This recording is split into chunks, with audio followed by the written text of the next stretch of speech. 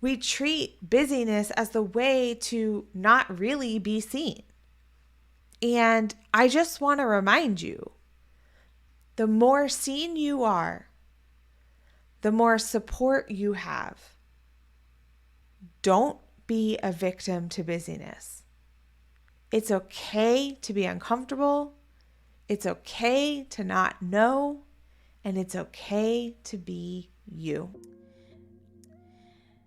Welcome to the Highly Inquisitive podcast, where we embrace the magic of a messy life and adopt the balance is bullshit mindset. I'm your host, Gabs, and I'm here to help you question everything you thought you knew about balancing it all in 10 minutes or less. As a woman who has built a successful life on her terms despite all of life's odds against me, I help you navigate the real stuff, your fears, your self-doubt, and the messy reality of actually chasing your dreams. Loving life doesn't mean life gets easier, but it certainly means it gets more enjoyable and we can stop feeling so freaking overwhelmed in the process. Let's go create a life that's anything but boring. 30-ish years of perfectionism, 4 years of being a solopreneur, and more than a handful of cross-country moves later, I realized that I had been using busyness to distract myself because it was uncomfortable. I was always rushing off to the next thing. I didn't care if it was from one cleaning task to another or reading one book to another. It didn't matter if it was how quickly I could progress in my career or how many things that I could be signed up for. I always wanted to be busy. And of course, I would sit around and say, yeah, I'm so busy and the schedule is so full. And yeah, things are kind of challenging right now. So why did I keep signing up for more? Just kept doing more. Just kept trying to validate myself with more. Because I didn't really know who I was. And it took this most recent move across the country from Florida to Arizona for me to understand I have an addiction to being busy. I have an addiction to something needing me all the time. And I have said it before, but I want to be buried with my paper planners because I have an addiction to crossing things off my to-do list. And this addiction to being busy was killing me, just like an addiction to substance would. But somehow we've accepted that busyness is okay. It's societally acceptable. Well, the entire balance is bullshit movement is about making it unacceptable. Because no one deserves to live that stretched to the max, overwhelmed, and burning out from a life that they are supposed to love. This week, I realized just how much this busyness has been an addiction for me because I've never done a move, and remember, I've done several, where I already had community and friends built in. Traditionally, when I get to some town, I just kind of pick up and do things on my own terms, on my own pace, whenever I decided to. And there was nothing intentional about building community at the time. And because I am the most introverted introvert at times, I have no fear of being alone. I have no fear of staying home for days on end. Those things all actually sound pretty glorious to me. So for someone like me, which I am sure it is you who's listening to this, prioritizing community always felt like an afterthought to me. Except I was good at it. I just never let myself see it as a superpower.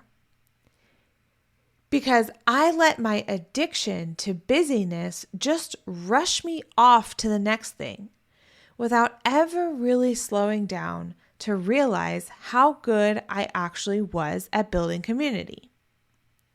But this time around was different. When I announced that our family was moving to Phoenix, people came out of the woodwork. And those people that came around this time were all of my internet friends. And they came out of the woodwork in the best way possible. They were the friends that you don't know each other. You've never properly exchanged energies in a room together. But there is something about the bond that you have built in this digital space that you just know the vibe is that you take care of each other. So I've only been here about 6 weeks. And in those 6 weeks, I was able to go to a friend's house and make her a real life friend, not just a virtual friend. I've been invited to a women's circle to straight up sit on the ground in a circle, build community, and figure out how to get through life together. And I had lunch with someone who I would have at one point in my past put her on a pedestal. But it's wild what the power of community does, especially as you transition through different phases of life.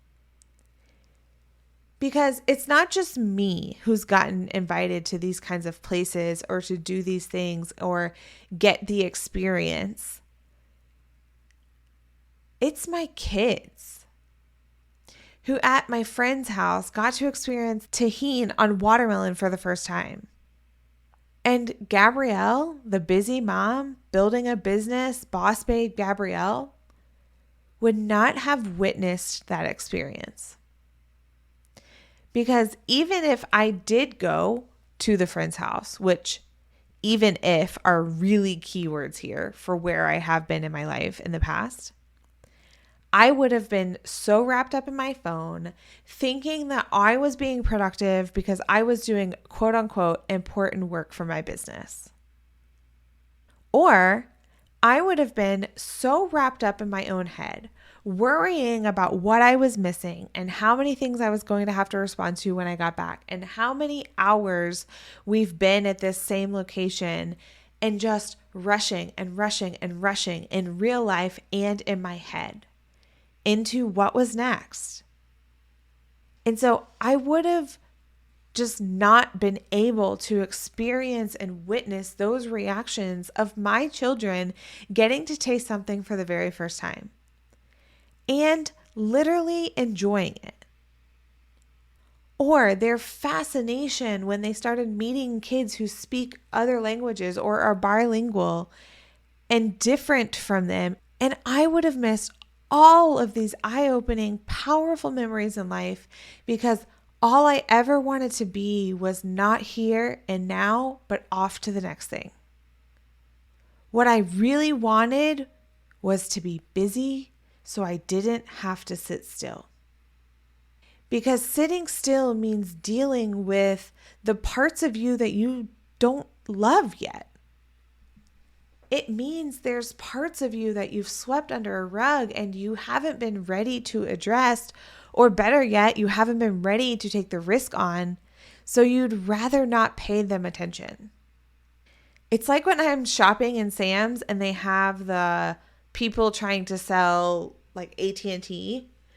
Every time I see them at the booth, I turn my head the other direction and start scooting it real fast with the cart, just trying not to make eye contact and trying to appear busy so that I can keep it moving. And if I don't see them, they don't see me. That's how we treat busyness. We treat busyness as the way to not really be seen. And I just want to remind you, the more seen you are, the more support you have. Don't be a victim to busyness. It's okay to be uncomfortable. It's okay to not know. And it's okay to be you. Thank you for connecting with me on this episode of Highly Inquisitive. Remember, life is messy, balance is bullshit, and you are capable of amazing things. But wait, before you leave, I have to share this with you. I just opened the doors to the Overwhelmed and Over It, Pay What You Can community. This is the space I'm holding for you when you're ready to ditch the overwhelm and create a life that feels authentically yours. And I want you to know I'm here to support you, cheer you on, and remind you that you're never alone in the chaos. Sometimes you just need a little guardrails and a little support on the journey. Head to gabshayes.com/community, and I'll also drop the link in the show notes to grab your spot. I'd love to help you chase your dreams one messy step at a time.